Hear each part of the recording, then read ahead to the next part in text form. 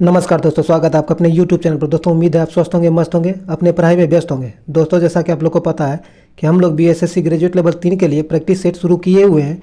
इसमें हम लोग GK GS और करंट अफेयर्स देख रहे हैं, जो कि आज हम इस वीडियो में यूडिटेरिया पब्लिकेशन के द्वारा पब्लिश्ड बुक जो जारी किया गया है उसमें टोटल 15 टेस्ट दिया गया है और इसी बुक से हम लोग आज 8 नंबर का टेस्ट देखेंगे। इससे पहले 7 टेस्ट हो चुका है और उससे भी पहले आपको रुक्मणी पब्लिकेशन के द्वारा पब्लिश्ड वॉल्यूम 1 जो पुस्तक जारी किया गया था उसमें 20 टेस्ट दिया गया था, उसे पूरा करा दिया गया है। और करुण पब्लिकेशन के द्वारा पब्लिश्ड बुक में 15 टेस्ट दिया गया था, तो उसे भी पूरा करा दिया गया है। तो आज हम लोग यूडिटेरिया बुक से 8 नंबर का टेस्ट देखेंगे। इससे पहले जितने भी टेस्ट हुआ है, अगर अभी तक आप उसे नहीं देखे हैं तो उसके प्ले लिस्ट का लिंक जो आपको डिस्क्रिप्शन में दे दिया गया है, उसे जाकर एक बार जरूर देख लें ताकि इसका फ़ायदा आपको मिल सके। ये वीडियो सभी के लिए इम्पोर्टेंट है क्योंकि सभी एग्जाम में GK GS तो पूछा ही जाता है, करंट अफेयर्स तो सभी के लिए इम्पोर्टेंट है। आप किसी भी एग्जाम की तैयारी कर रहे हो तो ये वीडियो आपके लिए यूजफुल सिद्ध होगा। तो उम्मीद है ये वीडियो आपके लिए शुरू से अंत तक देखिए और आप इसको सही से उपयोग कीजिए। दोस्तों जैसे कि आप लोग को पता है कि करंट अफेयर्स के लिए हम वीडियो जारी किए हुए हैं, जो कि इसका लिंक आपको डिस्क्रिप्शन में मिल जाएगा, उसे भी जाकर जरूर देखें। तो चलिए हम लोग इस टेस्ट को शुरू करते हैं। दोस्तों शुरू करने से पहले अगर अभी तक आप हमारे चैनल को सब्सक्राइब नहीं किए तो सब्सक्राइब कर लें, घंटी दबा लें ताकि आने वाले वीडियो का नोटिफिकेशन आपको आसानी से मिल सके। और आप हमारे टेलीग्राम ग्रुप से जरूर जुड़ें क्योंकि वहाँ आपको हर एक प्रकार का PDF और करेंट का रिवीजन भी कराया जाता है। तो चलिए हम लोग टेस्ट नंबर 8 को शुरू करते हैं। क्वेश्चन कहता है सौर ऊर्जा से रासायनिक ऊर्जा में रूपांतरण का उदाहरण है। कहता है सौर ऊर्जा से रासायनिक ऊर्जा में रूपांतरण का उदाहरण है। इसका सही आंसर आपको हो जाएगा प्रकाश संश्लेषण। क्या हो जाएगा? प्रकाश संश्लेषण। ए नंबर सही आंसर हो जाएगा प्रकाश संश्लेषण। चलिए आगे कहता है सूर्य द्वारा, क्या है? सूर्य द्वारा उत्सर्जित एवं त्वचा के कैंसर हेतु उत्तरदायी विकिरण निम्न में से कौन सा है?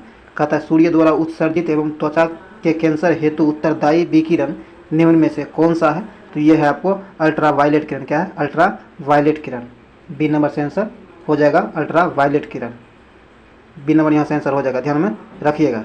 चलिए आगे है, आगे कहता है कि भारत में नैनो मिशन की शुरुआत हुई है। कहता है भारत में जो नैनो मिशन की शुरुआत हुई है यह कब हुई है? तो ये आपको वर्ष 2007 में हुई है। कब? वर्ष 2007 में हुई है। सी नंबर से आंसर हो जाएगा 2007 में।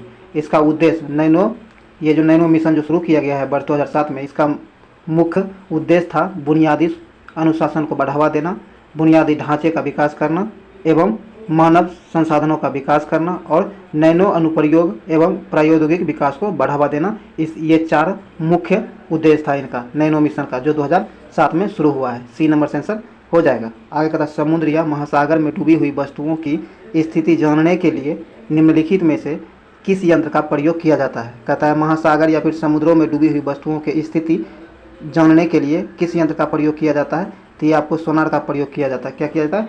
सोनार का प्रयोग किया जाता है। सी नंबर से आंसर हो जाएगा सोनार। चलिए आगे है, आगे कहता है ध्वनि तरंगे। क्या है? ध्वनि तरंगे किसके कारण प्रतिध्वनि उत्पन्न करते हैं? कहता है ध्वनि तरंग जो है यह किसके कारण प्रतिध्वनि उत्पन्न करता है? तो इसका सही आंसर हो जाएगा प्रावर्तन के कारण। किसके कारण?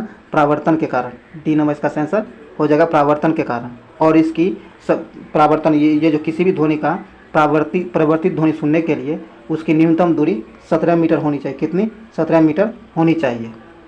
चलिए आगे है, ये भी एग्जाम में बहुत बार 17 मीटर डायरेक्ट एग्जाम में बहुत बार पूछ लिया गया है, ध्यान में रखिएगा। चलिए आगे है, जब प्रकाश के प्राथमिक रंग जो कि लाल हरा नीला होता है को एक समान अनुपात में मिलाया जाता है तो परिणामी रंग क्या होगा? कहता है कि जब प्रकाश के प्राथमिक रंग को जो कि लाल हरा नीला है को समान अनुपात में मिलाया जाता है तो इसका परिणामी रंग क्या होता है? तो इसका परिणामी रंग आपको सफ़ेद होता है। क्या होता है? सफ़ेद होता है। सी नंबर से आंसर हो जाएगा सफ़ेद। चलिए आगे है, आगे कहता है प्रकृति में, क्या है? प्रकृति में कौन से बल का अस्तित्व प्रत्येक स्थान पर है? कहता है प्रकृति में कौन से बल का अस्तित्व जो है आपको प्रत्येक स्थान पर है? तो इसका सही आंसर आपको हो जाएगा गुरुत्वाकर्षण बल का। किसका? गुरुत्वाकर्षण बल का। सी नंबर से आंसर हो जाएगा गुरुत्वाकर्षण बल का। चलिए आगे कहता है एक व्यक्ति, क्या है? एक व्यक्ति झूले में बैठकर झूल रहा हो, यदि व्यक्ति एकाएक खड़ा हो जाए तो आवर्तकाल क्या होगा? तो ऐसे कंडीशन में आवर्तकाल जो है आपको कम हो जाएगा। क्या होगा? आवर्तकाल कम हो जाएगा। ए नंबर से आंसर हो जाएगा आवर्तकाल कम हो जाएगा। चलिए आगे है, आगे कहता है किसी वर्ग के, क्या है? किस वर्ग के पौधों में पानी और अन्य पदार्थों के संवहन के लिए संवहन उत्तक जाइलम या फ्लोएम, जाइलम और फ्लोएम पाए जाते हैं? कहता है किस वर्ग के पौधों में पानी और अन्य पदार्थों के संवहन के लिए जाइलम और फ्लोएम पाए जाते हैं? तो इसका सही आंसर हो जाएगा आपको टेरिडोफाइटा। क्या है? टेरिडोफाइटा वर्ग ग्रुप के पौधों में। सी नंबर से आंसर हो जाएगा। चलिए, आपको एग्जाम में बहुत बार पूछ लिया जाता है कि पौधों में जल का संवहन किसके द्वारा होता है, किस ऊतक के द्वारा होता है? तो जाइलम के द्वारा। खनिज उत्पादन होता है किसके द्वारा? तो ये फ्लोएम के द्वारा होता है। इंडिविजुअल क्वेश्चन आपसे एग्जाम में कभी कभी पूछ लिया जाता है, तो ये भी ध्यान में रखिएगा। चलिए आगे है, आगे कहता है कौन सी स्तनपायी जंतु है जो शिशुओं को जन्म न देकर अंडे देती है? कहता वह कौन सी स्तनपायी जंतु है जो शिशुओं को जन्म नहीं देकर अंडे देती है? तो इसका सही आंसर आपको हो जाएगा इकियाराना। क्या? इकिराना और प्लेटिपस। ये डी नंबर सही हो जाएगा, ए और बी दोनों।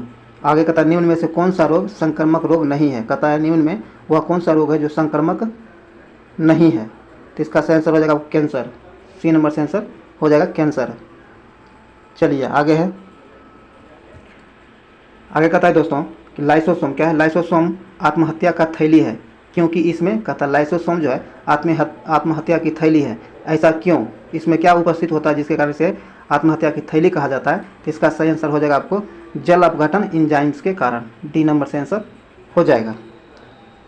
लाइसोसोम की खोज जो है आपको 1958 में डी डुबे के द्वारा किया गया। किसके द्वारा? डी डुबे के द्वारा किया गया है, ध्यान रखिएगा। आगे कहता है कोशिका में प्रोटीन। क्या है? कोशिका में प्रोटीन संश्लेषण का स्थान है। कहता है कोशिका में प्रोटीन संश्लेषण जो है इसका स्थान क्या है? इसका स्थान आपको राइबोसोम होगा। क्या? राइबोसोम होगा। सी नंबर से आंसर हो जाएगा राइबोसोम। चलिए आगे है, आगे कहता है मानव शरीर में मौजूद निम्नलिखित कोशिकाओं में से किस में माइटोकॉन्ड्रिया नहीं पाया जाता है? कहता है मानव शरीर में मौजूद निम्नलिखित कोशिकाओं में से किस में माइटोकॉन्ड्रिया नहीं पाया जाता है? तो माइटोकॉन्ड्रिया आपको लाल रक्त कणिकाओं में नहीं पाया जाता। कहाँ? लाल रक्त कोशिका में। ए नंबर से आंसर हो जाएगा लाल रक्त कोशिका में जो है माइटोकॉन्ड्रिया नहीं पाया जाता है। ए नंबर से आंसर हो जाएगा। और ये लाल रक्त कण का जीवन काल आपको एग्जाम में पूछ लिया जाता है कि लाल रक्त का जीवन काल जो होता है ये आपको 20 से 120 दिन होता है। क्या? 20 से 120 दिन का होता है लाल रक्त कण का। और श्वेत रक्त कण का भी पूछता है तो ये आप 2 से 4 दिन। क्या होता है? 2 से 4 दिन श्वेत रक्त का जीवन काल होता है, ये भी ध्यान में रखिएगा। और ये लाल रक्त जो होता है इसका रंग लाल हेमोग्लोबिन की उपस्थिति के कारण होता है। ये भी एग्जाम में पूछा जाता है डायरेक्ट, इसीलिए इसे भी ध्यान में रखिएगा। और ये लाल रक्त कण का क्या है? लाल रक्त कोशिका का जो निर्माण होता है अस्थि मज्जा में होता है। किसमें? अस्थि मज्जा में होता है, ये भी ध्यान में रखिएगा। जितना भी एक्स्ट्रा बताया जाता है हो सके तो उसे नोट करिए या फिर इसे ध्यान में जरूर रखिएगा, क्योंकि काफ़ी ज़्यादा एग्जाम में पूछा गया है ये सब, इसलिए इसे ध्यान में रखिएगा। चलिए आगे कहता है मेंडल। क्या है? मेंडल के आनुवंशिकता का सिद्धांत किस पर आधारित है? कहता है मेंडल के आनुवंशिकता का सिद्धांत जो है यह किस पर आधारित है? कि आपको लैंगिक जनन पर। किस पर? लैंगिक जनन पर आधारित है। सी नंबर से आंसर हो जाएगा लैंगिक जनन पर। चलिए आगे है, आगे कहता है डाउन सिंड्रोम। क्या है? डाउन सिंड्रोम से ग्रसित व्यक्तियों में निम्न में से कौन सा रोग सर्वाधिक होता है? कहता है कि डाउन सिंड्रोम से ग्रसित व्यक्तियों में निम्नलिखित में से कौन सा रोग सर्वाधिक होता है? तो इसका सही आंसर आपको हो जाएगा अल्जाइमर रोग। क्या है? अल्जाइमर रोग। सी नंबर से आंसर हो जाएगा अल्जाइमर रोग।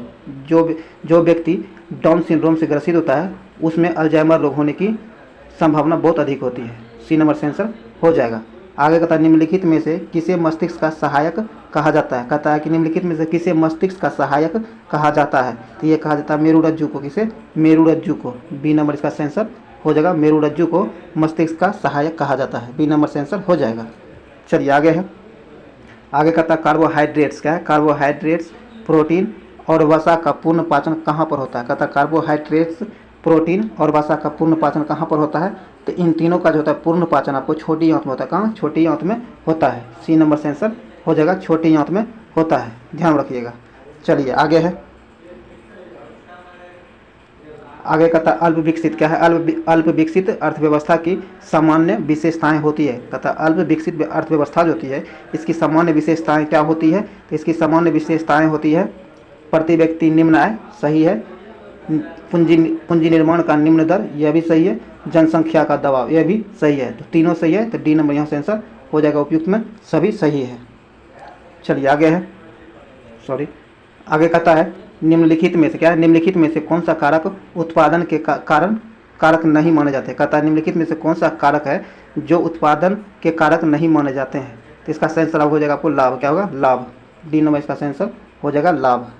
आगे कहता है प्रधानमंत्री जीवन ज्योति बीमा। क्या है? प्रधानमंत्री जीवन ज्योति बीमा कहता है कि योजना जो है प्रधानमंत्री जीवन ज्योति बीमा योजना जो है ये कब शुरू की गई है, किस वर्ष शुरू की गई है। तो इसका आंसर हो जाएगा आपको 2015 में। कब? 2015 में प्रधानमंत्री जीवन ज्योति बीमा योजना की शुरुआत की गई है। तो इसका आंसर हो जाएगा आपको बी नंबर। चलिए आगे है।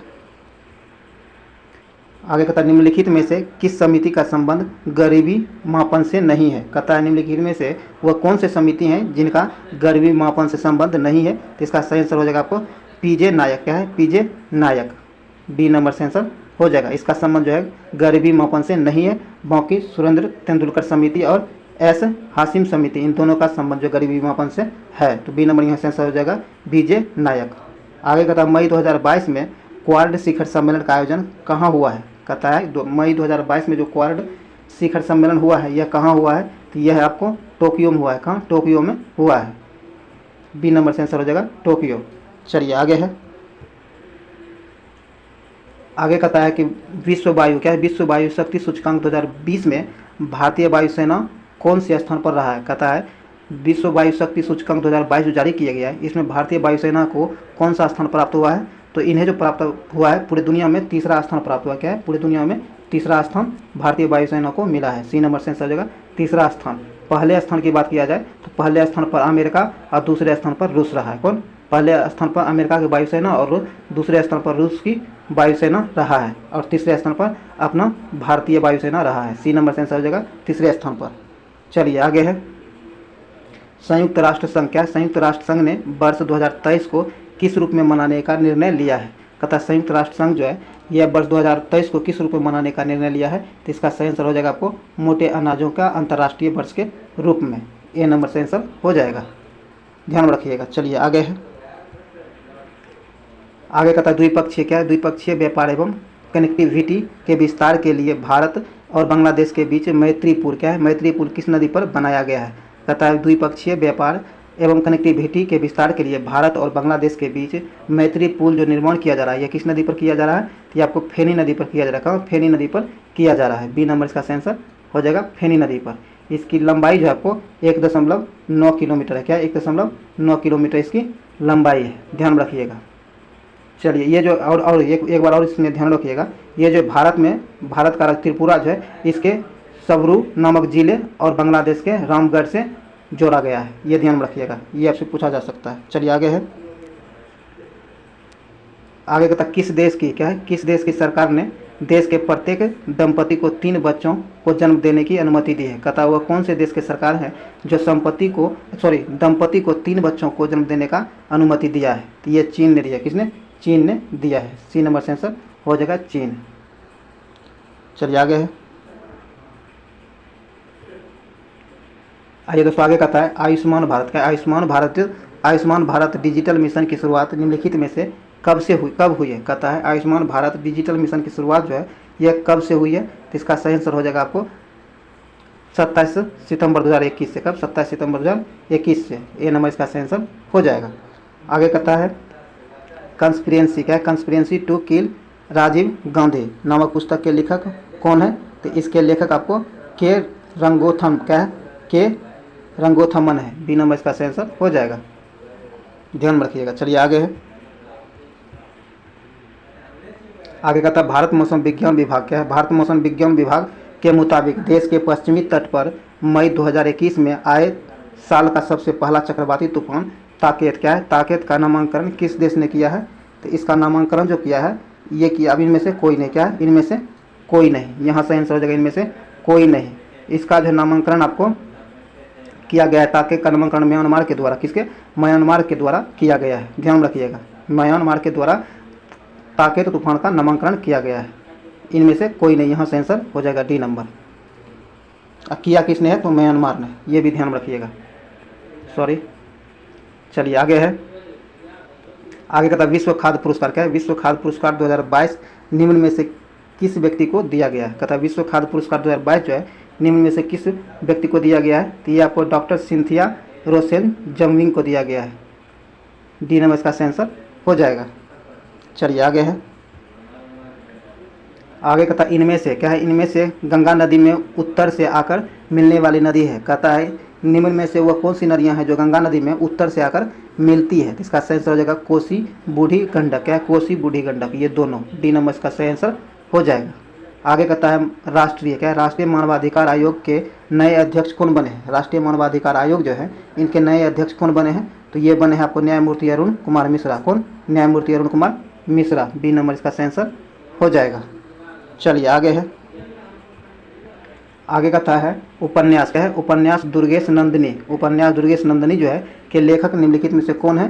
तो इसके लेखक जो है आपको बंकिम चंद्र चटर्जी हैं। कौन? बंकिम चंद्र चटर्जी हैं। बी नंबर इसका सही आंसर हो जाएगा।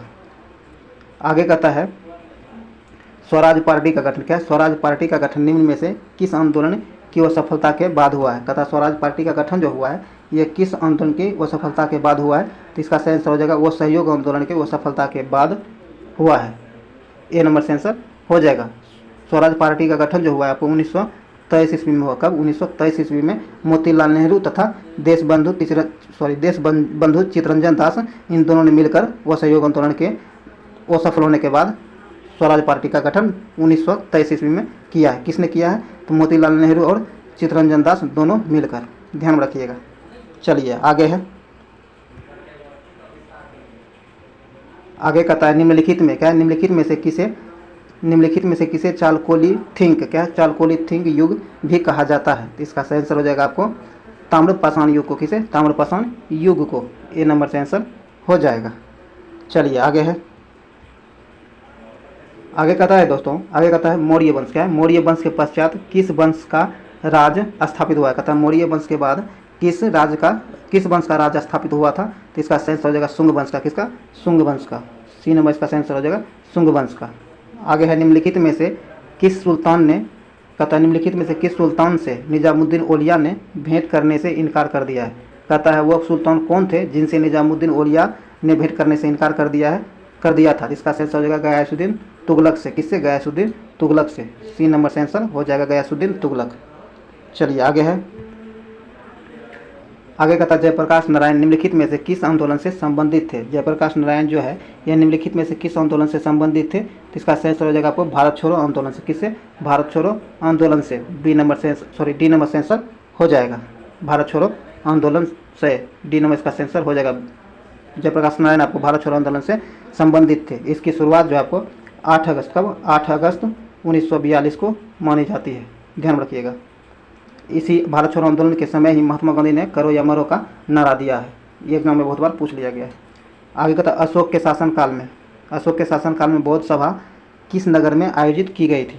अशोक के शासनकाल में जो बौद्ध सभा हुआ था वह किस नगर में आयोजित किया गया था? तो यह किया गया था पाटलिपुत्र में। कहाँ? पाटलिपुत्र में। सी नंबर से आंसर हो जाएगा पाटलिपुत्र में। अगर ये क्रम की बात किया जाए तो ये तीसरे क्रम का था। क्या? तीसरे क्रम का सभा था। और इससे पहले जो हुआ था, पहले आपको राजगीर में हुआ था, दूसरा वैशाली में हुआ था, तीसरा पाटलिपुत्र में हुआ था और चौथा आपको कुंडलकरम कश्मीर में हुआ था। ये भी चारों याद में ध्यान रखिएगा।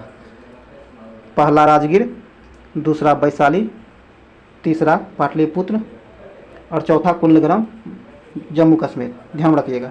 चलिए आगे है,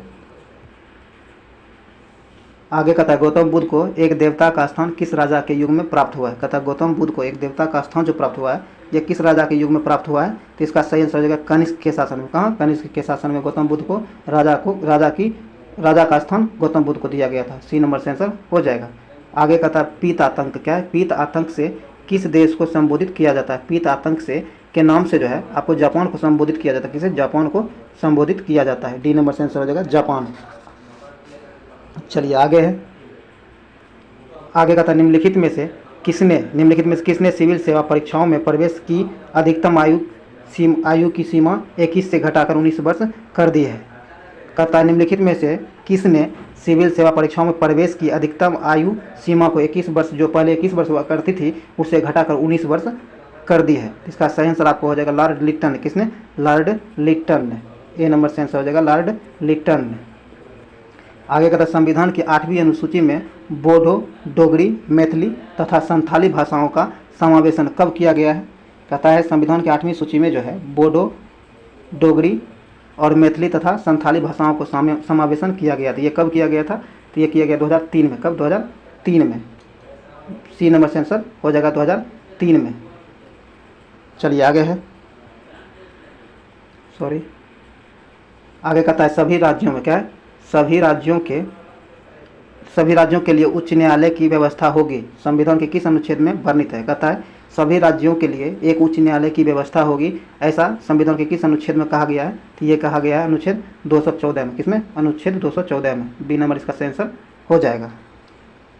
आगे, संविधान सभा द्वारा राष्ट्रमंडल में भारत की सदस्यता का सत्यापन कब किया गया था? कहता है संविधान सभा द्वारा राष्ट्रमंडल में भारत की सदस्यता का सत्यापन कब किया गया था? तो ये किया गया था मई 1949 को। कब? मई 1949 को। ए नंबर से आंसर हो जाएगा मई 1949। चलिए आगे है, आगे कहता है संविधान सभा में महिला सदस्यों की संख्या कितनी थी? कहता है संविधान सभा जो है इसमें महिला सदस्यों की संख्या कितनी थी? तो ये थी 15। कितना? 15। बी नंबर से आंसर हो जाएगा 15। ध्यान रखिएगा। और आपसे कभी कभी एग्जाम में ये भी पूछ लिया जा सकता है कि अनुसूचित जनजाति और अनुसूचित जनजाति जो थी इसकी संख्या संविधान के क्या है, संविधान सभा में कितनी थी? तो ये 33 थी। क्या थी? 33 थी। ये भी ध्यान रखिए, अनुसूचित जनजाति की सदस्य संख्या जो है 33 थी संविधान सभा में। ध्यान रखिएगा, एग्जाम में पूछा गया है, पूछा भी जा सकता है। चलिए आगे है,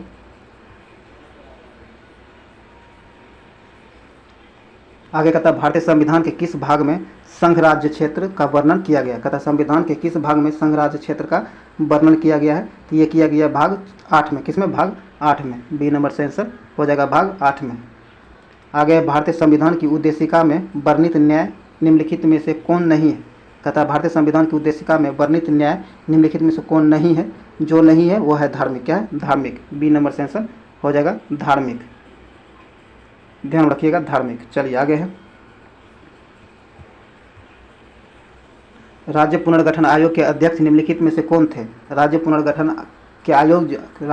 आयोग जो थे इसके अध्यक्ष कौन थे? तो इसके अध्यक्ष आपको फजली अली थे। कौन? फजल अली। सॉरी, क्या था? फजल अली।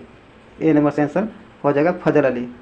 इस आयोग का गठन जो हुआ था 1953 में हुआ था। कब? 1953 में इस आयोग का गठन हुआ था।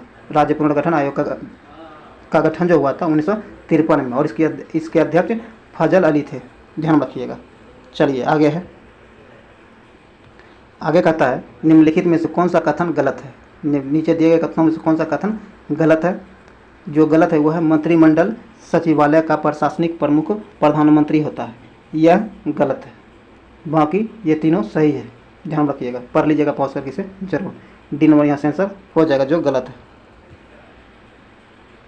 आगे कहता है वायु के क्षैतिज संचलन। क्या है? वायु के क्षैतिज संचलन से ताप का स्थानांतरण क्या कहलाता है? तो यह कहलाता है, अब क्या कहलाता है? अभिवहन। क्या है? अभिवहन कहलाता है। सी नंबर से आंसर हो जाएगा अभिवहन कहलाता है। चलिए आगे है, आगे कहता है निम्नलिखित में से कौन सा कथन पार्थिव विकिरण के संबंध में सही है? तो ये सही है। पृथ्वी द्वारा उत्सर्जित दीर्घ तरंग ऊर्जा से वायुमंडल को नीचे से गर्म करना। बी नंबर इसका आंसर हो जाएगा। चलिए आगे है, आगे कहता है निम्नलिखित प्रकार। क्या? निम्नलिखित प्रकार के बादलों में आकाश में सबसे ऊंचा बादल कौन सा है? कहता है निम्नलिखित में से बादलों का प्रकार दिया गया है, इनमें से आकाश में सबसे ऊंचा बादल कौन सा है?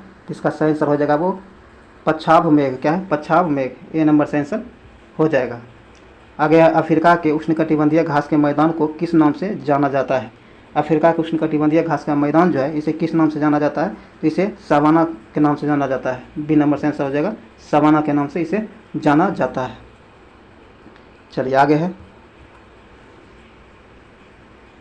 आगे कहता भूकंपीय तीव्रता को किससे मापा जाता है? भूकंपीय तीव्रता जो है इसे किससे मापा जाता है? ये रिएक्टर स्केल से मापा जाता है। क्या होता है? रिएक्टर स्केल से मापा जाता है। ए नंबर से आंसर हो जाएगा रिएक्टर स्केल से। आगे है महाद्वीपों एवं महासागरों के वितरण। क्या है? वितरण से संबंधित महाद्वीपीय विस्थापन सिद्धांत किस वैज्ञानिक के द्वारा प्रतिपादित किया गया है? तो यह किया गया कहता महाद्वीप। क्या है? महाद्वीप एवं महासागरों के वितरण से संबंधित महाद्वीपों विस्थापन सिद्धांत किस वैज्ञानिक के द्वारा प्रतिपादित किया गया? हाँ, यहाँ वैज्ञानिक पूछता है किस वैज्ञानिक के द्वारा किया गया है? तो यह किया गया है अल्फ्रेड वेगनर के द्वारा। किसके? अल्फ्रेड वेगनर के द्वारा। सी नंबर से आंसर हो जाएगा अल्फ्रेड वेगनर के द्वारा। इस सिद्धांत का सर्वप्रथम प्रतिपादन जो किया गया था 1912 में। कब? 1912 में, अल्फ्रेड वेगनर के द्वारा, ध्यान रखिएगा 1912 में। आगे निम्नलिखित में से कौन सा खनिज सामान्यतः आगन्य तथा रूपांतरित सेलों में पाए जाते हैं तथा इसका उपयोग विद्युत उपकरण बनाने में किया जाता है?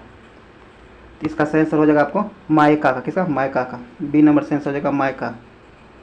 आगे निम्नलिखित में से किस मृदा को रेंगुर कहते हैं? कहता है निम्नलिखित में से किस मृदा को रेंगुर मृदा कहा जाता है? तो ये कहा जाता है आपको काली मृदा को। किसे? काली मृदा को। ए नंबर से आंसर हो जाएगा काली मृदा को। ए नंबर से आंसर हो जाएगा। चलिए आगे है। आगे कहता है कि चलवासी क्या है? चलवासी पशुचरण पद्धति भारत के किन राज्यों में प्रचलित है? कहता है चलवासी पशुचरण पद्धति जो है ये भारत के किन राज्यों में प्रचलित है? तो यह प्रचलित है राजस्थान में। कहाँ? राजस्थान में। ए नंबर से आंसर हो जाएगा राजस्थान। आगे है अल्कोहलिक खमीरन। अल्कोहलिक खमीरन का आखिरी उत्पाद क्या है? इसका आखिरी उत्पाद इथाइल अल्कोहल क्या है? Ethyl alcohol. ए नंबर से आंसर हो जाएगा इथाइल अल्कोहल। ए नंबर से आंसर हो जाएगा। आगे कहता है कि हाइड्रोक्लोरिक है। हाइड्रोक्लोरिक एसिड कांच की बोतल में नहीं रखा जाता है क्योंकि वह अभिक्रिया करता है। कहता है हाइड्रोक्लोरिक एसिड जो होता है इसे कांच की बोतल में नहीं रखा जाता है क्योंकि वह अभिक्रिया करता है। तो यह करता है अभिक्रिया कांच की सिलिकॉन डाइऑक्साइड से यह अभिक्रिया कर लेता है, इसीलिए सी नंबर इसका आंसर हो जाएगा। आगे है क्लोरीन का इलेक्ट्रॉनिक रूपांतरण समरूपण क्या है? क्लोरीन के इलेक्ट्रॉनिक संपूरण क्या है? संरूपण क्या होता है? तो इसका आंसर हो जाएगा आपको 287। क्या है? 287। डी नंबर इसका आंसर हो जाएगा 287। आगे है टरबाइन। क्या है? टरबाइन व डायनेमो से बिजली प्राप्त करने में किस ऊर्जा, आइए फिर से देखते हैं। कहता टरबाइन क्या है? टरबाइन व डायनेमो जो है से बिजली प्राप्त करने में किस ऊर्जा को विद्युत ऊर्जा में रूपांतरित करता है? तो इसका सही आंसर हो जाएगा आपको मैकेनिकल ऊर्जा को। किसे? मैकेनिकल ऊर्जा को विद्युत ऊर्जा में रूपांतरित करता है। सी नंबर से आंसर हो जाएगा। आगे प्रकाश संश्लेषण के लिए कौन सी गैस आवश्यक है? प्रकाश संश्लेषण जो है इसके लिए कौन सी गैस आवश्यक है? तो ये आपको कार्बन डाइऑक्साइड। कौन? कार्बन डाइऑक्साइड आवश्यक है। बी नंबर से आंसर हो जाएगा कार्बन डाइऑक्साइड। आगे है। आगे कहता है रासायन उद्योग में क्या? रासायन उद्योग में कौन सा तेजाब मूल रासायनिक माना जाता है? कहता है रासायनिक उद्योग में कौन सा तेजाब जो है मूल रासायनिक माना जाता है? तो यह माना जाता है H2SO4। बी नंबर इसका आंसर हो जाएगा। आगे है किस निश्चित तापमान पर संतृप्त विलयन कैसा होता है? कहता है किसी निश्चित ताप पर संतृप्त विलयन कैसा होता है? तो यह होता है ठोस विलय घोलने में वो समर्थ। सी नंबर इसका आंसर हो जाएगा ठोस विलय घोलने में वो समर्थ। सी नंबर इसका आंसर हो जाएगा। आगे है वॉलीबॉल खेलने में खिलाड़ियों की संख्या कितनी होती है? वॉलीबॉल जो खेल होता है इसमें एक पक्ष में, इसके कहने का मतलब एक पक्ष में कितने खिलाड़ी होता है? तो 6 होता है। कितने? 6 होता है। सी नंबर से आंसर हो जाएगा 6। और ये 4 खिलाड़ी जो होता है आपको पोलो में होता है और बास्केटबॉल में भी। बास्केटबॉल में आपको 5 क्या है? बास्केटबॉल में 5 होता है और कबड्डी और नेटबॉल में 7 होता है। ध्यान रखिएगा। आगे कहता है अंग्रेजी साहित्य के लिए पहली बार ज्ञानपीठ पुरस्कार कब दिया गया था? कहता है अंग्रेजी के लिए ज्ञानपीठ पुरस्कार जो दिया गया था ये कब दिया गया था पहली बार? तो ये पहली बार दिया गया था 2018 में। कब? 2018 में। डी नंबर इसका आंसर हो जाएगा 2018 में। आगे कहता है गोदना। क्या गोदना किस राज्य की प्रमुख लोक कला है? गोदना जो है किस राज्य की प्रमुख लोक कला है?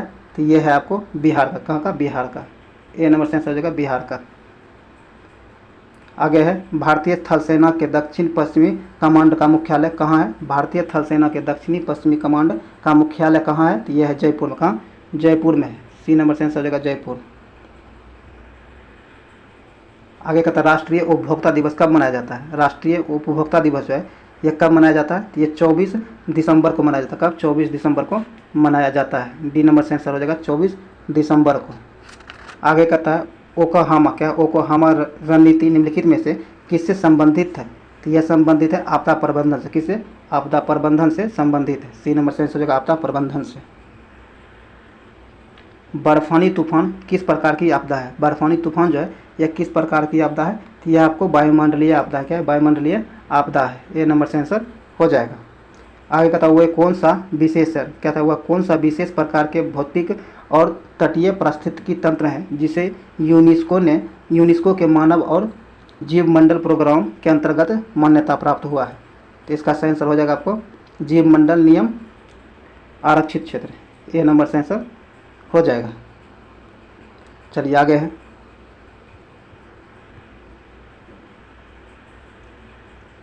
आगे का था पंचेत। क्या है? पंचेत बांध किस नदी पर बनाया गया है? पंचेत बांध जो है यह किस नदी पर बनाया गया है? तो ये दामोदर नदी पर बनाया गया। किस पर? दामोदर नदी पर बनाया गया है। बी नंबर से आंसर हो जाएगा दामोदर नदी पर। इससे लाभान्वित राज्य जो है पश्चिम बंगाल और झारखंड है। पश्चिम बंगाल और झारखंड इससे लाभान्वित होता है। आगे कहता है चंद्रप्रभा अभ्यारण्य किस राज्य में अवस्थित है? चंद्रप्रभा अभ्यारण्य जो है यह किस राज्य में अवस्थित है? तो यह आपको उत्तर प्रदेश में अवस्थित है। कहाँ? उत्तर प्रदेश में अवस्थित है। बी नंबर से आंसर हो जाएगा उत्तर प्रदेश में। चलिए ये वीडियो यहीं दोस्तों उम्मीद है ये वीडियो आपके लिए यूजफुल रहा होगा। अगर ये वीडियो आपके लिए यूजफुल रहा है तो इसे लाइक करें, शेयर करें और इस चैनल को सब्सक्राइब कर लें, घंटी दबा लें ताकि आने वाले वीडियो का नोटिफिकेशन आपको आसानी से मिल सके। और इससे पहले जितने भी टेस्ट हो चुके हैं अगर उसे नहीं देखे हैं तो उसके प्लेलिस्ट का लिंक आपको डिस्क्रिप्शन में दे दिया गया है, उसे जाकर जरूर एक बार देख लें ताकि इसका फ़ायदा आपको एग्जाम में देखने के लिए मिल सके। तो चलिए हम लोग मिलते हैं किसी अगले वीडियो में। जय हिंद।